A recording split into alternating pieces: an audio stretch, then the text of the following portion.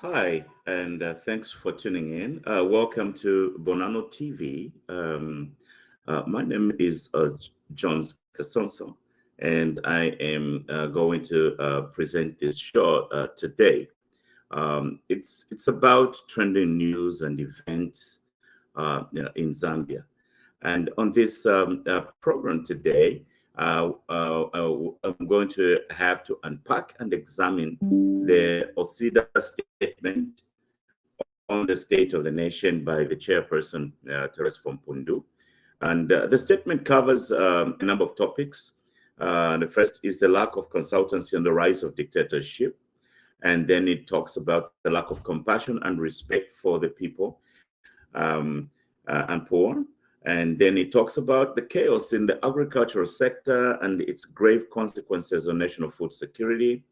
And then it talks about the need for institutional judicial reform, operationalization of the office of the public protector, and making the Electoral Commission of Zambia truly independent. And then it also talks about the chaos in the mining sector and the devastating effects on the economy, and concludes with the rising corruption and poor governance. So I am going to have to unpack and examine the elements. I'll of course give them our take on those topics. Yeah, but I want you to share this broadcast. If you haven't yet followed us, click follow when you see this and subscribe to this network, and then you're going to be able to get some very useful information and great and critical analysis of business issues, national issues, and also we are bringing a clutch of shows on entertainment and trying to promote entertainment in every town and in every city across the Republic of Zambia. Yeah, so for today, I want us to delve into these great topics and review this statement. And we will be as fair as we can, but we are also going to be as firm as we can and trying to make sense out of what the senior citizens are trying to put across to the nation. So whilst we're waiting for more people and also to make it more robust discussion, I want to treat you to an old Kalindula song by Oliya Band called Chenda Mundeke. Chenda Mundeke. It's a really beautiful piece. When we grew up there in Bonano, Mshili, we used to listen to some of these pieces. So I just want to take you back to the old good days.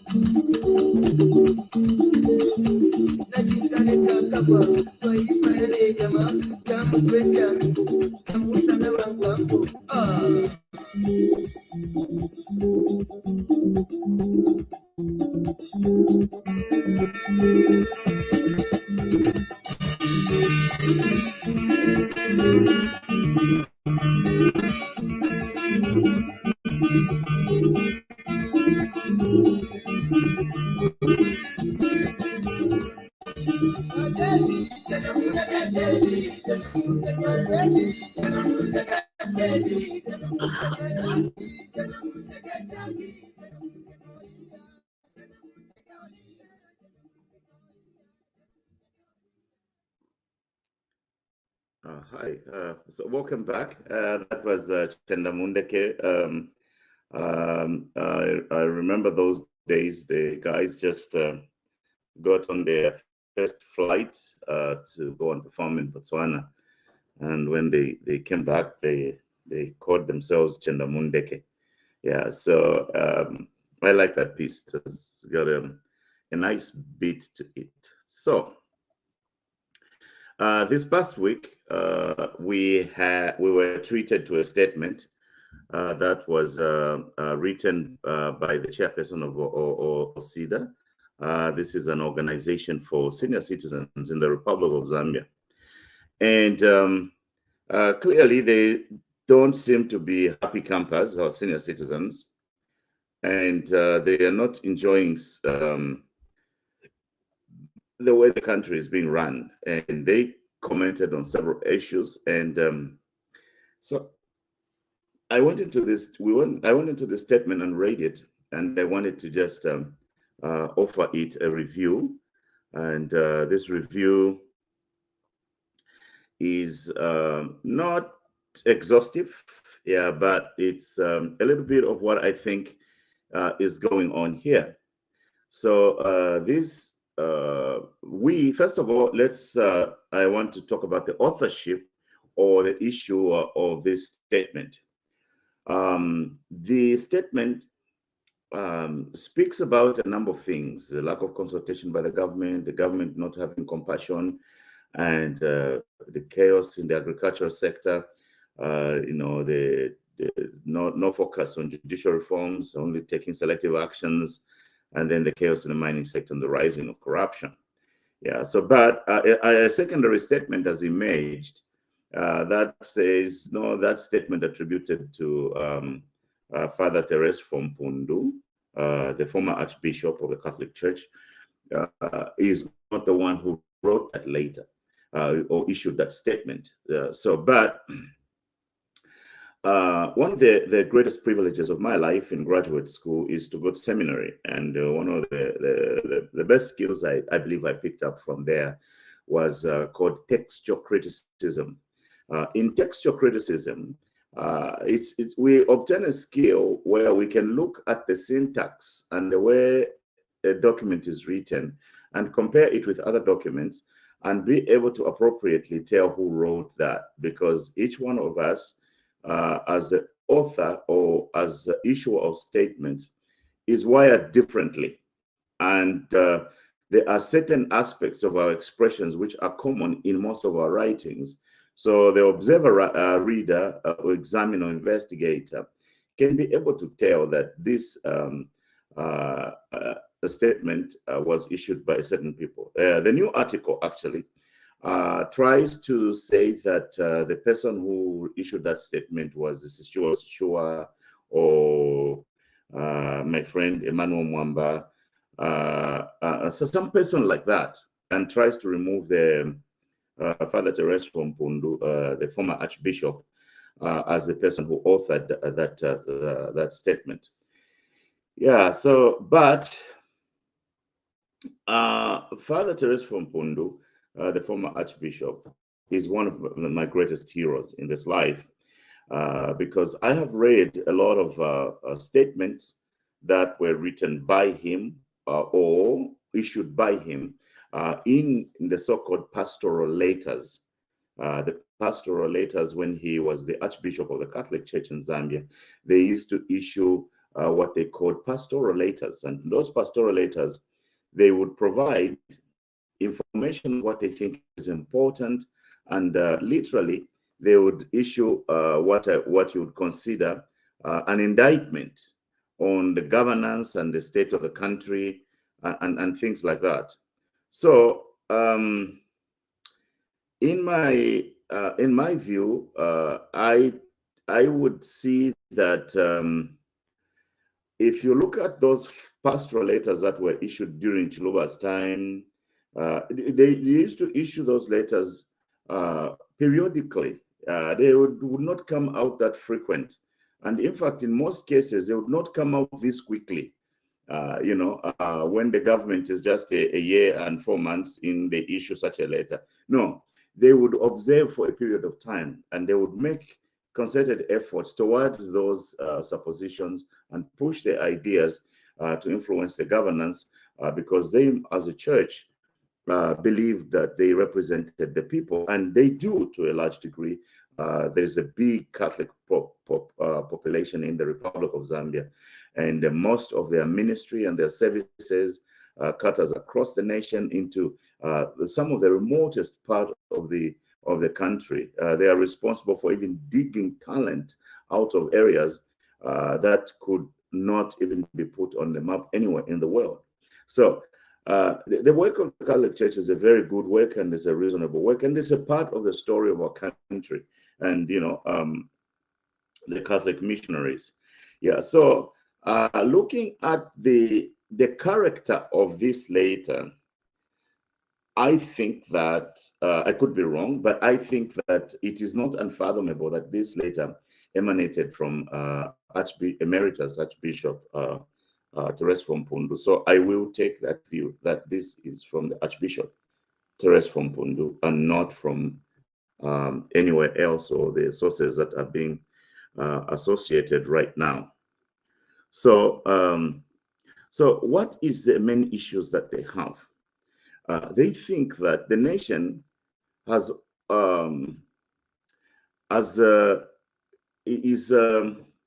is being governed using dishonest and self-praise and rhetoric and lies. And they decry that. So they speak in a forceful manner like an opposition political party. And most of their talking points, I will share in the conclusion why I think this statement might as well be said to be a PF document because it uses a lot of their talking points. Yeah. So anyway, the first thing they talk about is that it's time to govern with compassion and respect for people, not rhetoric. Now, rhetoric is speaking in a manner that is persuasive. That's all what that rhetoric is about. So, and then this letter itself is written in a manner that is also persuasive, or this statement is issued in a manner that is also persuasive. So, but the problem with this is that they are using rhetoric to speak against rhetoric. So the question is, can you be credible if you are speaking against rhetoric and what you're using is rhetoric? So that's something that we can think about on the issues. The first real significant issue they say in this statement is that one of the qualities of good leadership is a preference for consultation coupled with their capacity to build consensus. Unfortunately, consultation appears not to exist. So it is the considered view of the citizens' organization that the government of the Republic of Zambia is not consulting stakeholders or does not show an affinity for consultation. And there appears to be disconnects in several areas. It is true that in a multitude of councillors, there is safety. Yeah, but it does seem to me that this group of people are not happy because they are not being asked, they're not being consulted, they are not being included.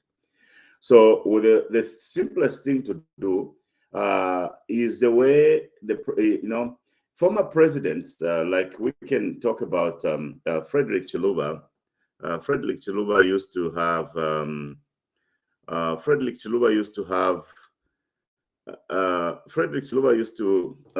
the when he saw these types of letters, he started attacking the Catholic Church because that's what housed Father Mpundu as the Archbishop of the church. So he started attacking them. He would stand on the rally and touch his head and he'd say Catholic Tabakwete.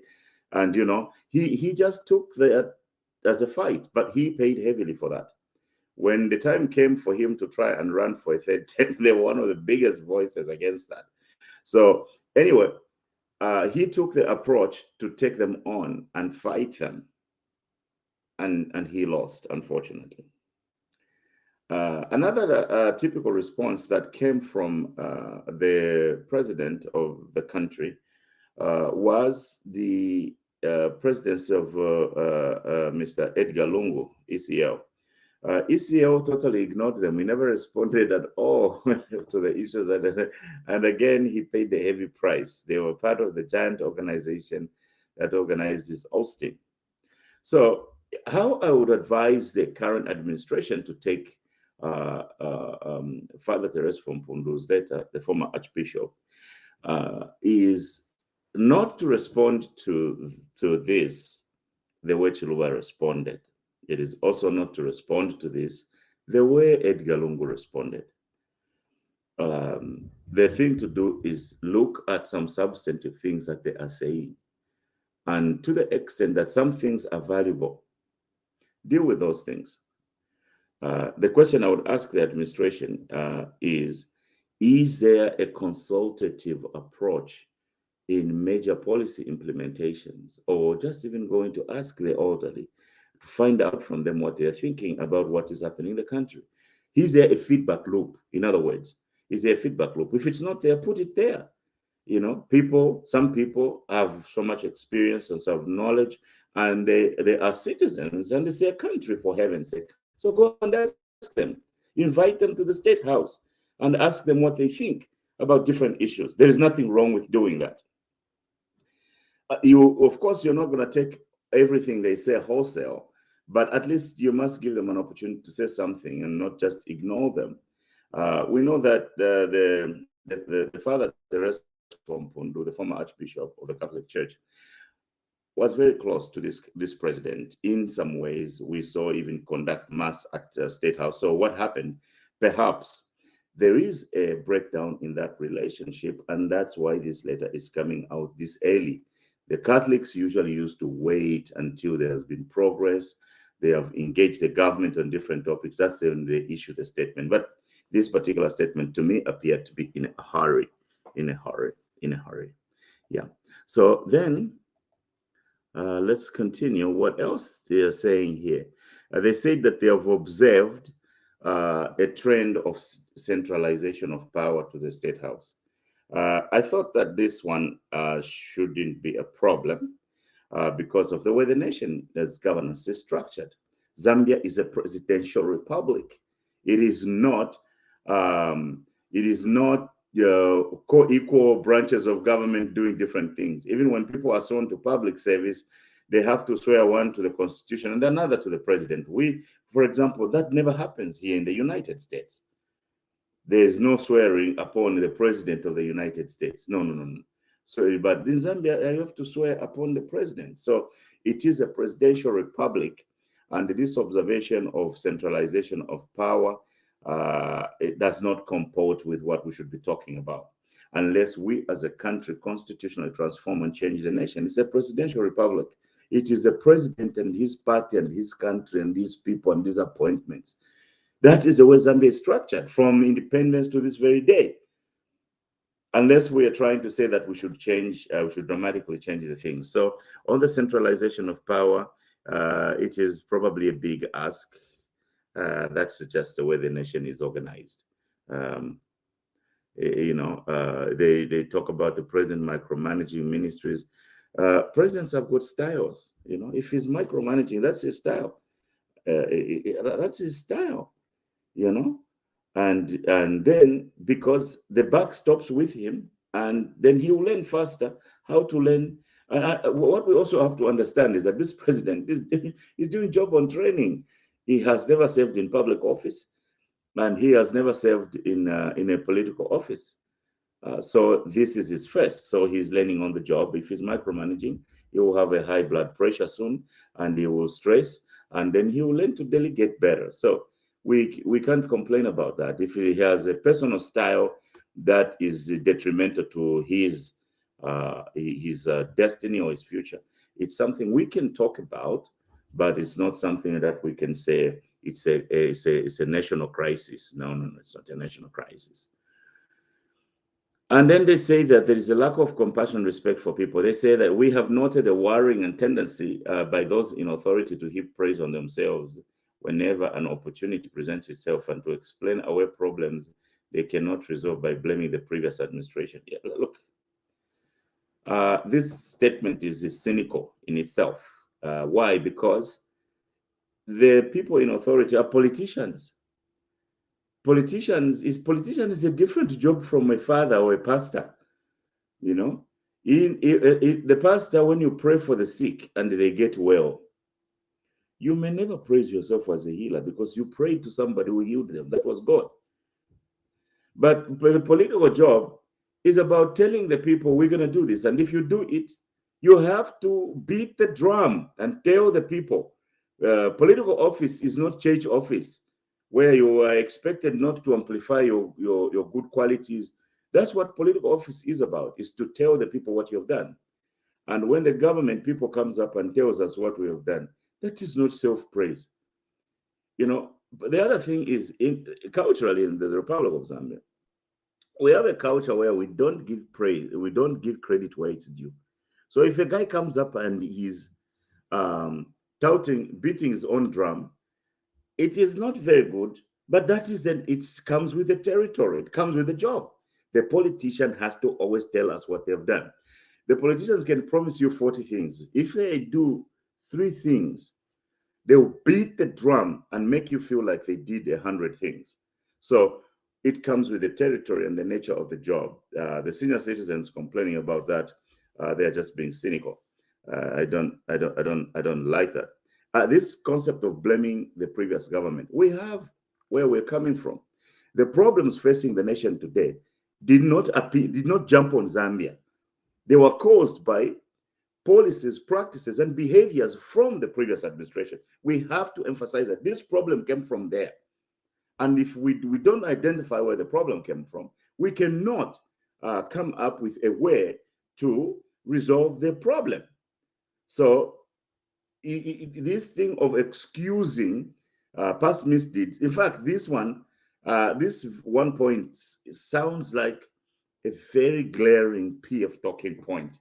Those who are saying that Mwambaka would have written this from the Patriotic Front, I think they can use this statement as evidence of that. Why? Because it's in the best interest of the Patriotic Front for people in the nation to think that they did nothing wrong. It is in the best interest of the Patriotic Front for people to forget quickly how terrible the country was under their government. So, because that is what gives them a platform to stand again. So that point is not a realistic construct. Yeah. It's not a realistic construct. Now, the other thing that the senior citizens want is they want a roadmap on institutional reforms. A roadmap for institutional reforms.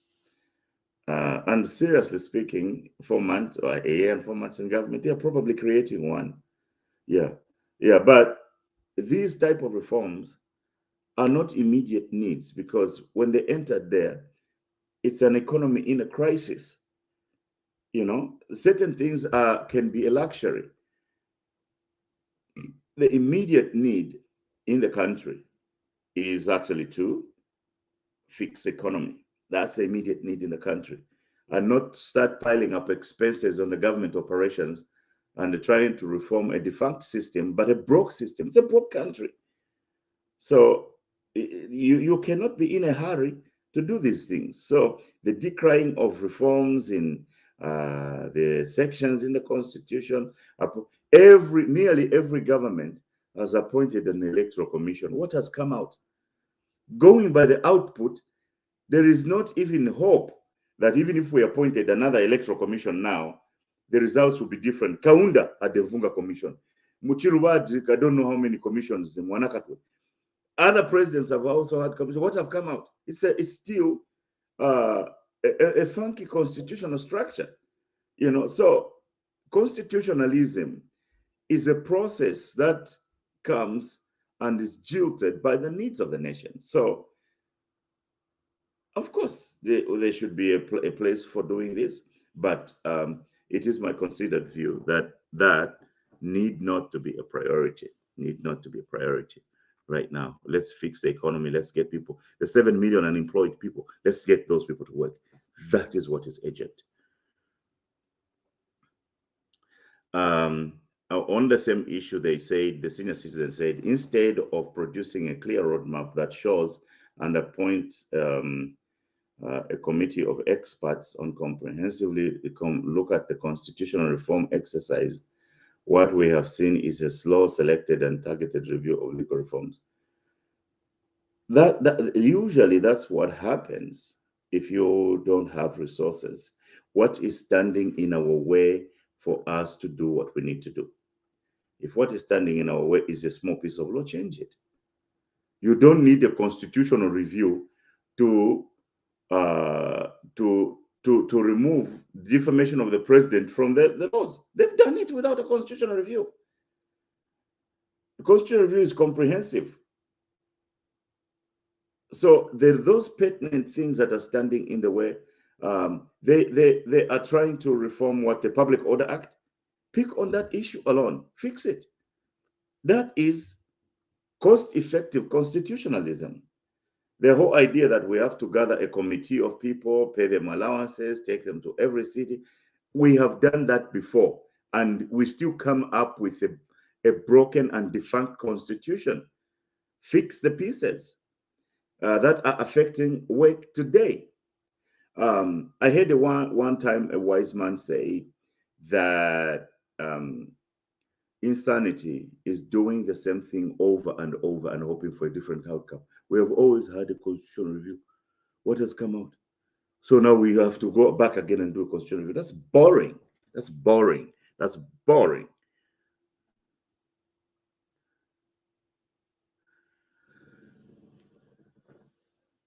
And then they also said, we urge the government to identify and address the root causes of the factors that were responsible for the chaotic distribution of farming inputs that we saw. Obviously, the government has identified those, and that is why they jumped in to do that. So that's a no-brainer. I don't have time to even comment on that. They decry, they say there's a creeping culture of intolerance to criticism. And basically what they're saying is that people who are supporting the government are not tolerating the views of those who are opposing. They are speaking against them. So that, welcome to democracy. That's what happens. When you criticize, you are going to have some people respond. And when some people respond, that is not intolerance. Intolerance is when they can beat you up, they send you gun, they're going to tear gas you and throw some of your people in jail. The Patriotic Front style. That is intolerance.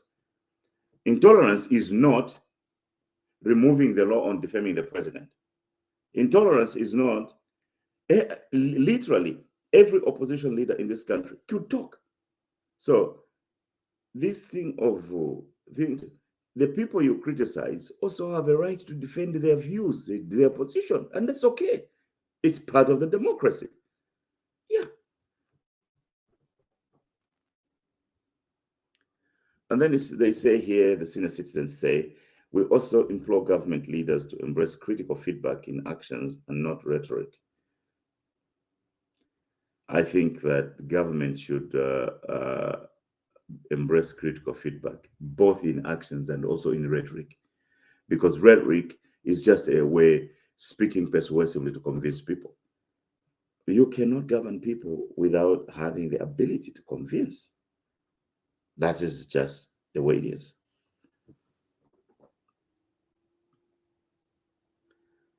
The current corruption, and they say this may be through questionable consent orders or insider dealing, where the firms with connections to those in power are hired to represent clients who sue the government, so that the parties concerned can later share the spoils when the courts award costs. This one, I think it's misplaced, because there is no single case under this administration where they've been awarded costs. They've gone to court to be awarded costs for anything. This is maybe like Ichimbala, the leftovers from the Patriotic Front being included and being imposed on this government. We don't have any high-profile case in the Republic of Zambia where somebody sued the government to recover a lot of money, and then they went and shared that money with the people in power. And that is the point they're using on rising corruption. I think it's a figment of the imagination. When we accused the Patriotic Front of corruption, we had glaring evidences. They buy a 250 fire truck, 42 of them, and then they book it for $1 million a piece. We asked the question, the difference between the 250 and the million, where did it go? We've never had answers to this very date from the PF. When we say there's corruption taking place, we must come back with the numbers, not just creating the noise that there is corruption. We are then covering up the corrupt practices of the previous regime. And then we are making the atmosphere where we insulate the current administration from actually dealing with corrupt practices in their structures. So if there is a deal where there's a lot of money involved and people benefited from that unnecessarily, point out that issue and present that issue so that we can look at that. So I think it was just the thing of lacking words or things to say. Where there is evidence of corruption, we must have a case and a quantifiable a situation that we can point to. But so far, this actually statement that is speaking in this way is rhetoric in itself, and it is not helpful to those who are governing, because you're accusing them of corruption. You can't point out a specific case and where money has been lost by the government and money has been misapplied or misallocated.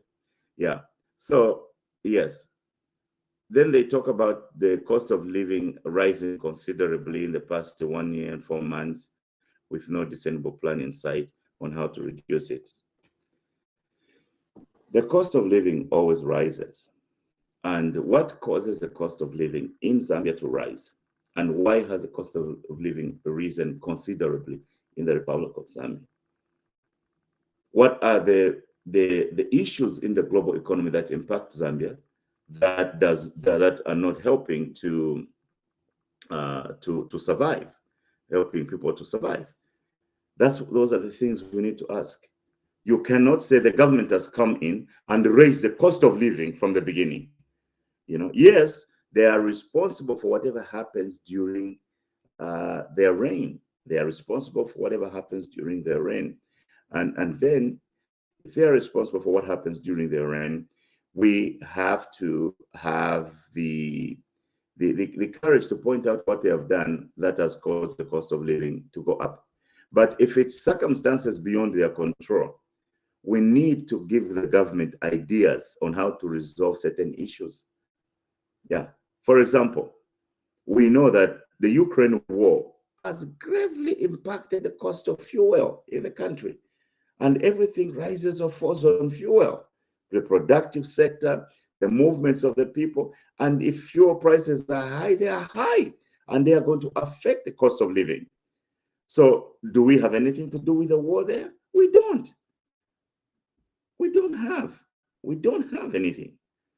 So what can the government do? Okay, Presidio goes to have a meeting with his colleague in Angola. What do you think they're talking about? Creating roads from Western Province and Northwestern Province into the Angola means that we are connecting the filling stations in Angola to the filling stations in Zambia. That cannot happen tomorrow. And government is a bureaucracy. There are a lot of intricacies to work around. So we have to look at the pointers. What are the things they're doing that will help us in the future? Can we expect that there will be a different future based on the things we were doing? If the answer is yes, let's support that. Not trying to use rhetoric to even reduce the performance of what they are doing. So I have a feedback here from Danny Kunda. It says, on the point of blaming the PF, the nation knows the damage resulted from the PF time. UPND will be more respected if they put focus on rebuilding the country and no need of bringing up the PF. I disagree with the last statement. The PF is always going to be brought up because they cheat on the country. They brought this problem on the country, so it's going to be there. Yeah. So it's always going to be there. Should they focus on rebuilding? Of course they should focus on rebuilding. And that's exactly what they're doing. But this notion that we should shield the PF and not mention them, it is not just a constructive way to even think. The PF will be mentioned, should be mentioned, and need to be mentioned so that even this government, for what they are doing, they know that even in the future, when we have removed them, we've put in a different government, we are going to mention the things that they did, which didn't help the country. You know, we can't be, Mr. Kunda, we can't be a culture of hypocrites whereby we hide from the truth. No, the truth is what the PF did is not constructive. You can't borrow billions of dollars and bury them in structures and invest nothing in the capacity of the people to be able to help themselves. We cannot do that. So the PF is going to be mentioned, should be mentioned, need to be mentioned, and we must continue to scold them because they damage the country. That's my take on that one, brother man. Sorry. Yeah. So, and then they speak about what has been going on in Zambia. The senior citizens say the regional imbalances in public appointments and foreign service. I think that other than the government of Kaunda, this is the one government that has done their best to bring in every region into the government structure. The Patriotic Front had more than 95% of their appointments coming just from 3 provinces, somewhere where the sun rises. And the senior citizen says, no, that administration was a failure. Don't use it as a standard, gold standard. No, we have to compare where we're coming from for us to estimate where we're going. And that aspect of trying to hide the Patriotic Front is not a helpful way to proceed. It's not a helpful way to proceed. Yeah, so now, anyway.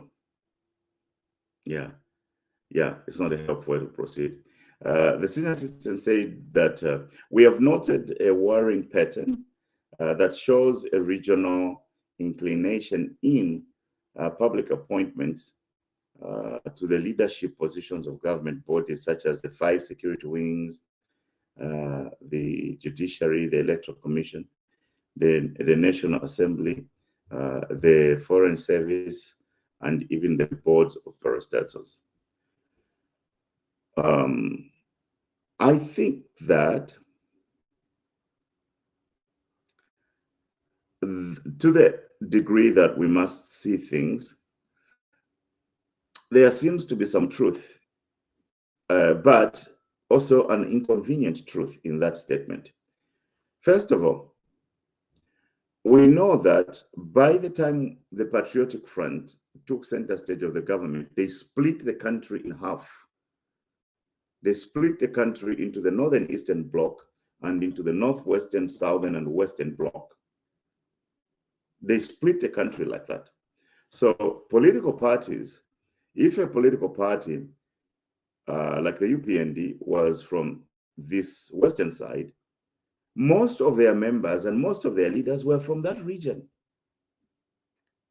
And the Patriotic Front as well, most of their members, including the people they appointed in all of this leadership, foreign service parastatals, they came from that quadrant. So it was that region governing the other region. And for the most part, it's been like that for more than 50 years in Zambia. It's that part governing this part. Now, for the first time since independence, we have this part of the country, the governed now, controlling the deck. But how are they doing it? They're not doing it like what the other quadrant did. How they're doing it is they are integrating regions. And you don't expect them to leave their people off, the people from their villages off of the roster of government jobs. Because for the most part, they were even excluded. In fact, if it's for the last 10 years, some were even fired from the government because of their language and the villages where they're coming from. So to the degree that some steps and some strides have been made to integrate the country in these appointments, I think we shouldn't just pile up on them. We should take the leaf and encourage integration of the regions. And that's the full essence of the One Zambia, the nation, the One Zambia.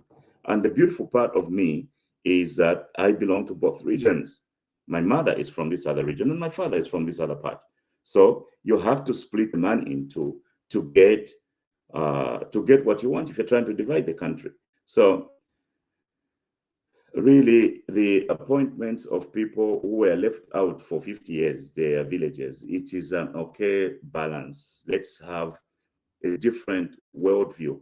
Let's have a different system. Let's have a different culture lead these institutions. Let's see what happens. Let other people also, it's an opportunity for other villages to also contribute. There's nothing wrong with that. We have noted a worrying tendency where the Foreign Service has long been used by successive governments as a dumping ground for unemployed ruling party supporters. Patronage is not the best way of utilizing public resources. We urge the government to initiate legal reforms. I can't read the rest of that, but if you are elected in government and you need teams of people to support what you're doing, are you going to throw all the people out that supported your political party or your organization, and you are going to pick on those who you were fighting against to support you? You won't achieve anything. So this is a no-brainer, and we can't even validate that concept. Those people you are calling unemployed, unemployed ruling party supporters, they didn't have a job. What is wrong with them getting a job? Even if it's in foreign missions, what is wrong? Insansa kuchinjanya aba nabo baleeteka baliyako mu foreign missions fish fyalwanapo abayisapo baleeteka na bena bagulepo aba nabo na bena abo balerwisha nabo babapereko tuma kito bayebomba mu foreign service fish fyalwanapo. I think the senior citizens here are out of their mind on this one. That is just life, how it happens. People who support the government should be able to be included in governing, so that even when they mess up, they will be blamed together. That's what happens. Even in these United States, Ngapaisa Democrat president, kuma key positions, we are Democrat. Tabam kubola Republicans that have a contrary. No, I'm Republicans. I'm Democrats. Ever have politics, but ever win my elections, ever taker. One of my friends used to say, yeah. So the senior citizens complaining about unemployed ruling party supporters going to foreign missions and things like that. That is the name of the game. Citizens, unemployed. What is wrong with giving people a job?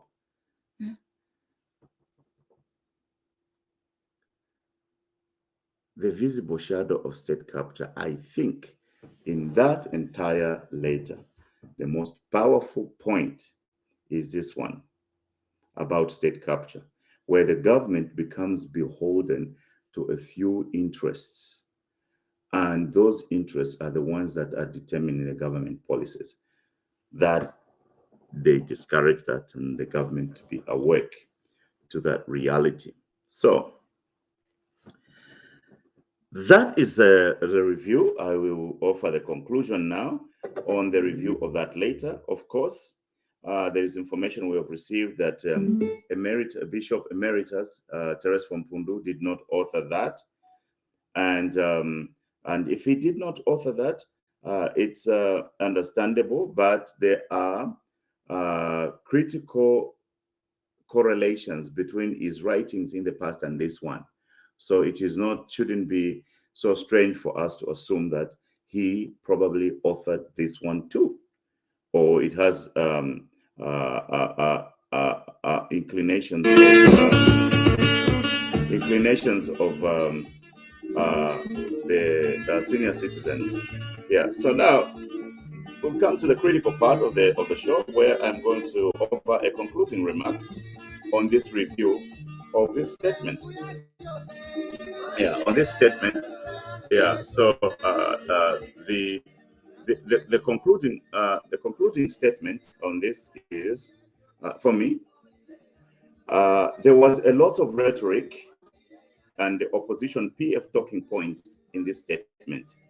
There was also tremendous Bemba nationalism against the appointment of those formerly excluded from government. There was pontification and some middle of the ground good advice from this statement. I also found some very expensive proposals that cannot be justified financially for the government of a debt-stricken, poor-performing nation, e.g. the prioritization of the commissions to review the constitution at the expense of other priorities to drive the economy. Some proposals were just not great proposals in this statement. I also found the tone of it a bit disingenuous on democratic space. A return to civility in political discourse that has taken place since this new government came in. The statement is inconspicuously quiet on certain critical things that are beloved of the Catholic Church, like free education, moving the economy out of the negative to the positive growth. It also downplays the role of foreign direct investments. If you are trying to develop businesses, you're trying to start enterprise as a way to resolve problems in the country, what do? You're going to get the inventor, the entrepreneur, and the capitalist. So foreign direct investment directed at building capital and capacity in the country is just the way to go. It's just the way things should happen. But this statement is quiet on those critical topics. They want a blueprint for how the country is going to be improved or developed, or the unemployment is going to be resolved. But then they keep quiet about foreign direct investment. Foreign direct investment is capital. Capital have to create some businesses. Some businesses are like abantu amachito. Emwala kwate ma products ya kushita fyalo fimbi so they chile kwato. Yeah. So that and I also found this statement alarmist in forecasting hunger and several topics. Just because there were delays in delivering fertilizers, it doesn't mean we'll automatically transform into an hungry country this year. Mu January, mu nfula ichidilelo, kabantu ofile bali mana, mu January, mu April, mencha matabana yakula. That's what we grow for the most part. And the people who grow the most maize that we use to feed the nation, have they got fertilizer? If those people have fertilizer, then we can't be so serious about forecasting hunger. You know, we can't be a prophet of doom to that degree. Clearly, OCiDA can benefit from quantitative research and financial modeling because they're not looking at financial modeling and how financial modeling comes up into creating policies that can help the country. Yeah, so I would advise the president and his handlers to read this statement, but with caution not to overreact or feel dragged to move away from their focus and style. It's stated, this statement is stated in generalizations and it is lacking in specifics. There's a lot of rhetoric in this statement, and the best point is the warning against state capture. I think the government does well to listen to the warnings about state capture, because muni ino Zambia ubuntu ngotwa lipoka ngawa muno muntu wesa no pio lwingi uikokola musebe nomba kubuteko ngatakuli kuseba bali bashitakale. Where is the country going to go? So that is my thinking about this letter, and thank you for watching this show. Give me some feedback. I know most people don't like reading, but I read that statement, and I have done my best to pick out the pointers and things that we can comment on, and I've offered a conclusion. So thank you so much. Have a good evening in Zambia, and have a good afternoon in the United States, and all over the world where you are seeing this show. I appreciate you. Go ahead and share this broadcast, and go ahead and subscribe, and also go ahead and follow us and help support Bonano TV. This is John Skasonso, and a goodbye, and may God bless the Republic of Zambia.